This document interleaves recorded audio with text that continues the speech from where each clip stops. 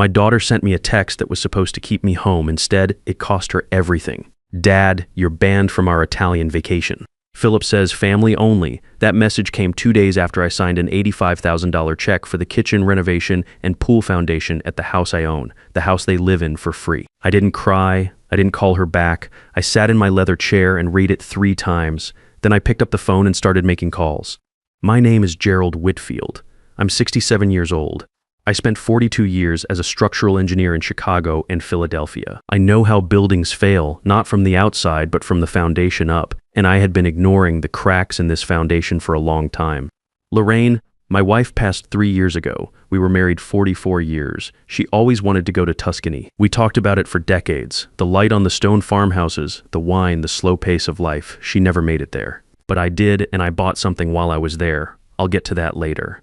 This trip was supposed to be our family's tribute to her. I booked 4 business class tickets to Rome, $18,000 total. 1 for me, 1 for my daughter Carolyn, 1 for her husband Philip, and 1 for our granddaughter Nadine, who's 19 and studying at university on my dime. I rented a villa for the whole month. I handled everything because that's what I always did. That was the problem. Carolyn is 38. She's a good person underneath it all. I believe that, but she married Philip Norris when she was 29, and somewhere in those 9 years, she stopped being my daughter and started being his spokesperson. Philip is 41. He carries himself like a man who's made something of himself, but the numbers don't back that up. He hasn't held a real job in 4 years. He calls himself a financial consultant. What that means in practice is that he moves money around badly and asks me to cover the gap. I've been covering that gap for a long time, too long. 3 weeks before that text arrived, I came home early from a meeting with my attorney, Bernard Holt. Philip's car was in the driveway. I walked in quietly and found him standing in the living room with his phone raised, photographing the property deed I keep framed on the wall. He jumped when he heard me. "Oh, hey, Dad, didn't hear you come in, just grabbing the lot number for the travel insurance form. The app needs it." I nodded. "Makes sense," I said. I made us both coffee and we talked about the trip for 20 minutes like nothing happened. He left. I sat down at my desk. That night, I checked my online banking login history. There was a session from an unknown device at 2:47 that afternoon. Nothing moved, no transfers, no applications. But someone had been in there looking at my account structure, my balances, the trust information linked to the account. I didn't say a word to Carolyn. I called Leonard Stacy instead. Leonard is a private investigator I worked with on a contractor dispute 15 years ago. Solid guy.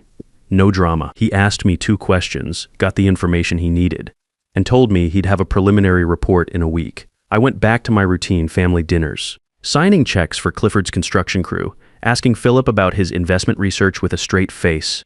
I was the same steady, generous father-in-law I'd always been. And the whole time Leonard was watching, the report came back 10 days later. I read it at my desk with a glass of water and took my time.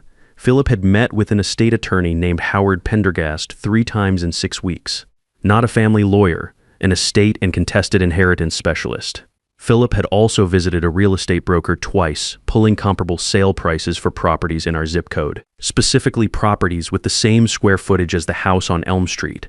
And then the part that settled it, Leonard had obtained records showing Philip submitted a loan application to First National Bank for a $35,000 home equity line of credit against the house on Elm Street. The house owned by the Gerald Whitfield Revocable Living Trust, he had signed my name on the application. I sat with that for a long time. Philip wasn't just a freeloader, he was building a legal position to take what I had. He was timing it carefully, waiting for the renovation check to clear, waiting for me to be distracted by the trip, and then he was going to move. The text from Carolyn about staying home wasn't rudeness. It was step 1 of clearing me out of the picture so he could operate without interference. I thought about Lorraine. She would have made excuses for them. She always did.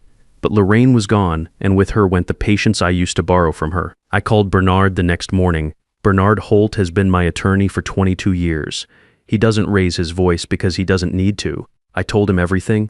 The deed photo, the bank login, Leonard's report, the forged signature. He listened without interrupting. Then he told me we needed to move in a specific order, and we needed to move quietly. First, document everything before touching anything. Leonard's surveillance footage, the bank login records, the loan application with my forged signature. Bernard sent the application to a forensic handwriting analyst that same afternoon. The conclusion came back clean. The signature was not mine. The letter formation was wrong, the pressure inconsistent, and 2 of the loops matched Philip's handwriting from a sample Leonard had pulled from a signed lease agreement on file. Second, Protect the asset. The house on Elm Street is owned by the Gerald Whitfield Revocable Living Trust. I am the sole trustee. Bernard filed paperwork to formally establish Philip and Carolyn's status as tenants at will, guests with no lease, no rent history, and no legal claim to the property. That took 48 hours. Third, prepare the binder. Bernard said they would come after me, they would call me senile. They would call 911 and Adult Protective Services and say I'd lost my mind and needed to be protected from myself, so we got ahead of it. I scheduled a full cognitive evaluation with Dr. Patricia Ellison at Mount Sinai. I scored 30 out of 30 on every assessment. Her signed letter went into the binder, tab 1. The deed went into tab 2. 12 months of credit card statements showing $72,000 in charges by Carolyn and Philip went into tab 3. Leonard's full report went into tab 4. The forensic handwriting analysis went into tab 5. I didn't cancel anything yet. I didn't touch the credit cards. I let them keep planning the trip. The night before the flight, they threw a little send-off dinner at the house on Elm Street. Italian flags on the banister, expensive wine, a charcuterie spread that probably cost $300 and went on my card. Philip was in the kitchen I paid for, telling their friends about the villa and the restaurants he'd already booked. Nadine was showing someone her new luggage.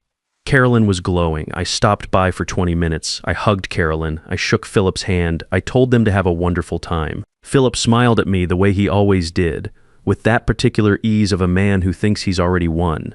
I drove home, sat down at my desk, and got to work. I called Global Airlines and canceled 3 tickets, Carolyn, Philip, and Nadine. Full refund to my Amex, $18,000 back. I called Clifford and told him to stop all work immediately and fill the pool excavation back in.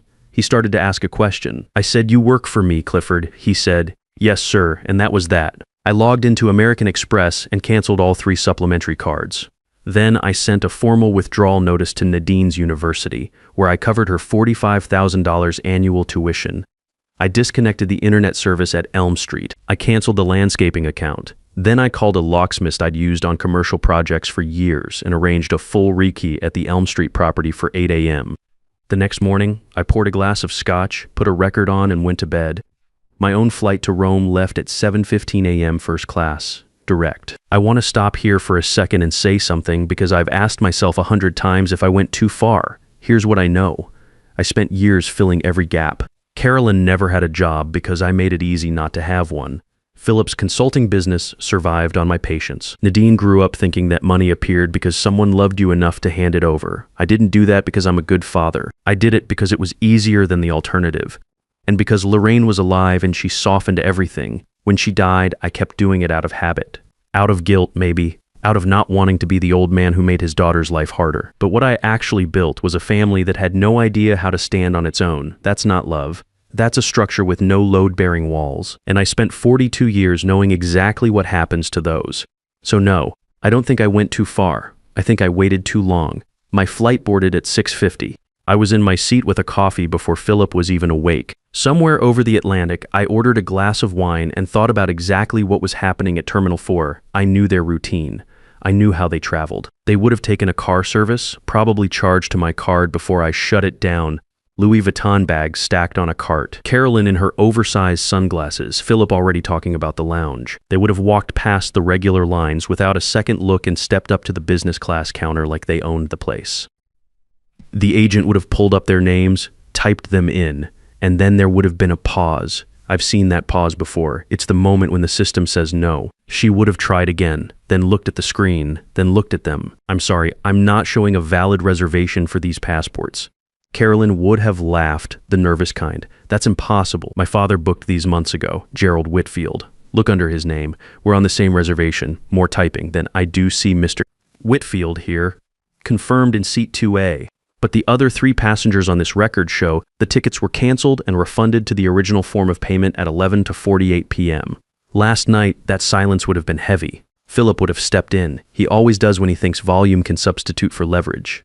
Leaning over the counter, voice up, telling the agent there's been a system error, that they have a villa waiting, non-refundable tours booked, that she needs to fix this right now. I can't reinstate those tickets, sir. The seats have been released. The flight is fully booked. Then put us on the next one, first class, and I expect compensation for this. Of course I can check availability. How would you like to pay? Philip would have pulled out the black card.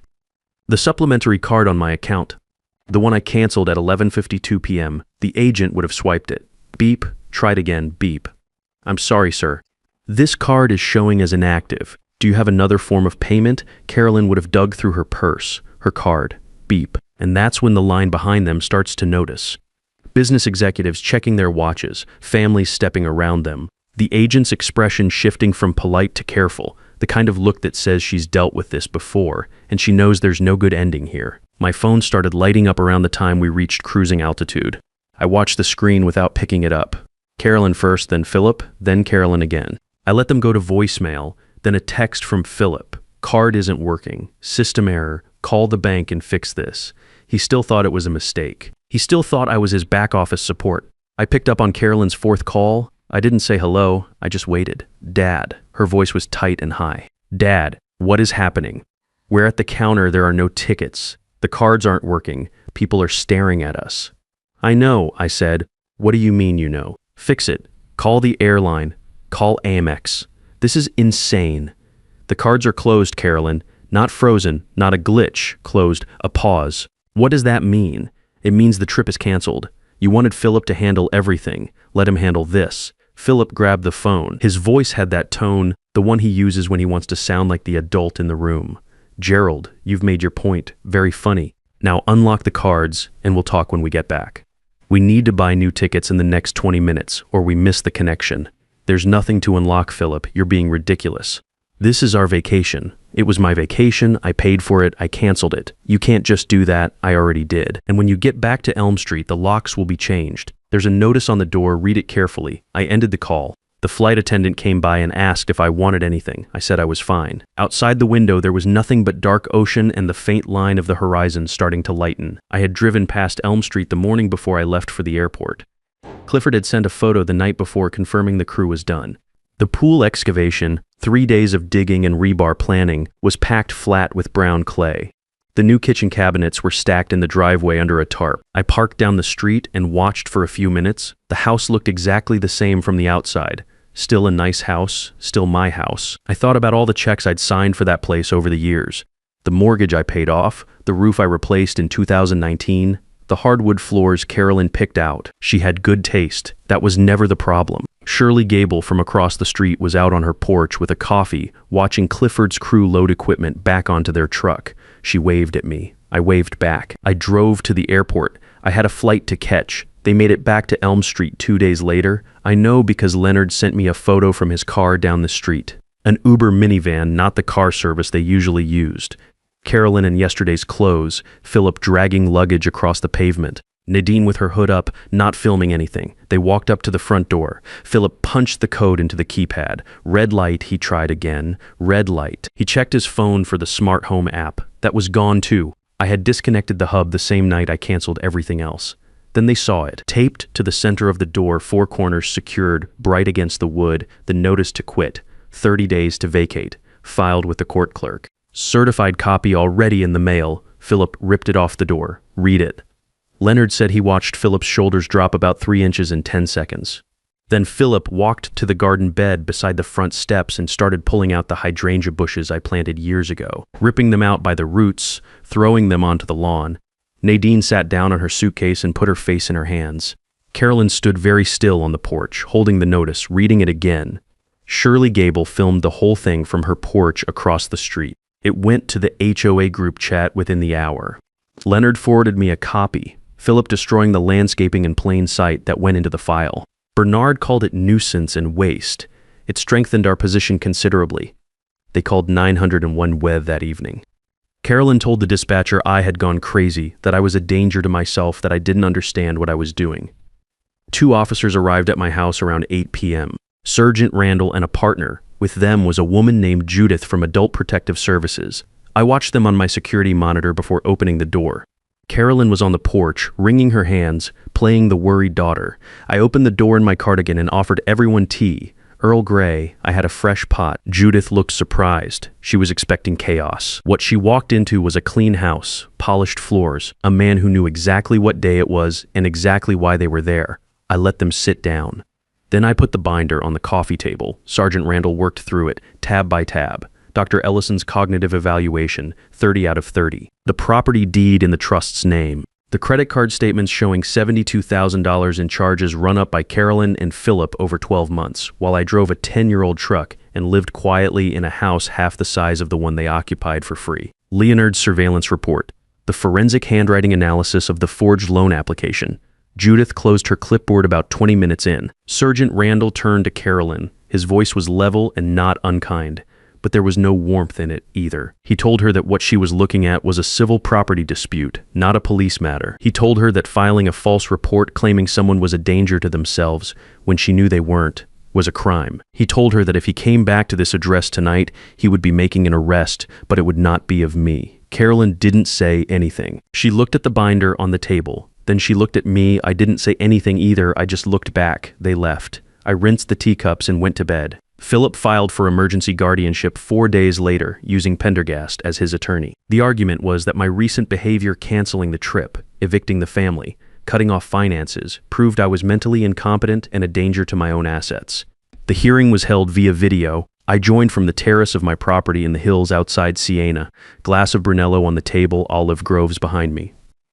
Bernard stood in the courtroom in a suit that probably cost more than Philip's last 3 months of expenses. Pendergast presented his case. Philip nodded along in his chair, doing his best impression of a concerned son-in-law who had no choice but to step in. Carolyn sat in the gallery. She looked like she hadn't slept properly since the airport.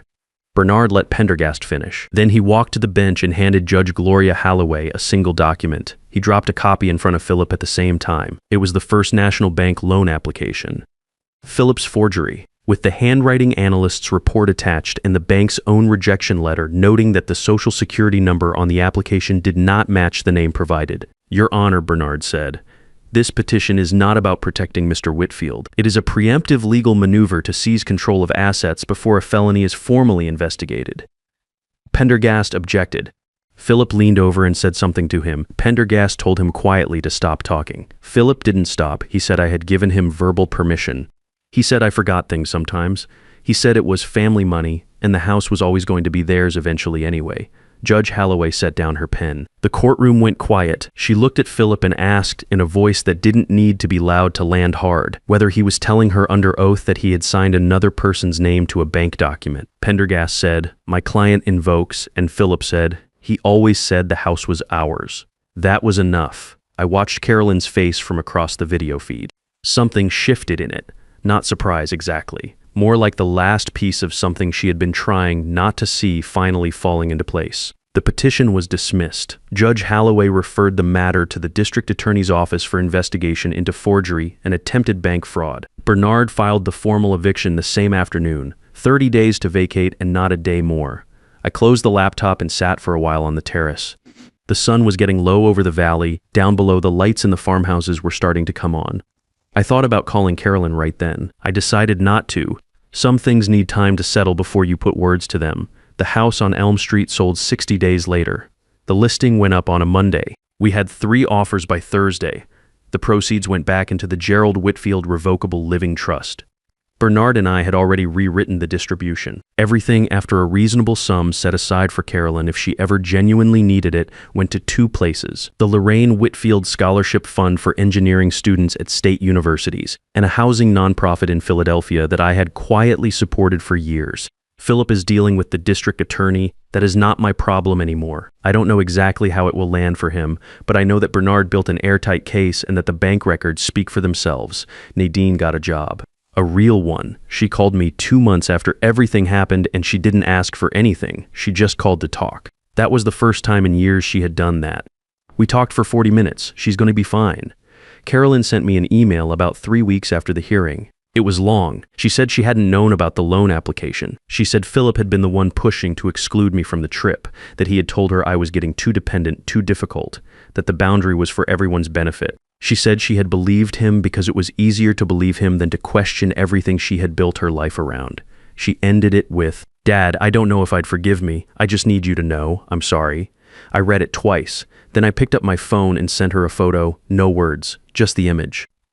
I'm on this terrace, glass of wine in hand, the Tuscan hills going gold behind me in the late afternoon light. She would understand. This place belongs to Hartwell Holdings, LLC. Hartwell was Lorraine's maiden name. I registered the company the year she was diagnosed. Flew over here alone and found this 17th century farmhouse on a hillside outside Siena. It was half a ruin. The roof was bad, the plumbing was worse. I spent 2 years restoring it with local craftsmen, working remotely, making it right. I gave it to Lorraine on our 45th anniversary. We made it here twice before she passed. She sat in this chair, she drank wine from this valley. She said it was the most beautiful place she had ever seen. Philip never knew this property existed. He thought I'd booked through some travel agency. He thought there was a manager somewhere who could be pressured, a reservation that could be claimed. There wasn't. There never was. I'm finishing the last of the Brunello. The valley is dark now, except for those scattered lights below. Somewhere down there, someone is cooking dinner, pouring wine, sitting with people who actually earned the right to be at the table. I kept the promise, Lorraine. We made it. If any of this sounds familiar to you, if you've been carrying people who treat your generosity like a salary they're owed, hear me on this. Protecting yourself is not cruelty. Cutting off someone who is using you is not abandonment. You spent your life building something. You are allowed to decide who benefits from it. The law is on your side. Use it and don't wait as long as I did.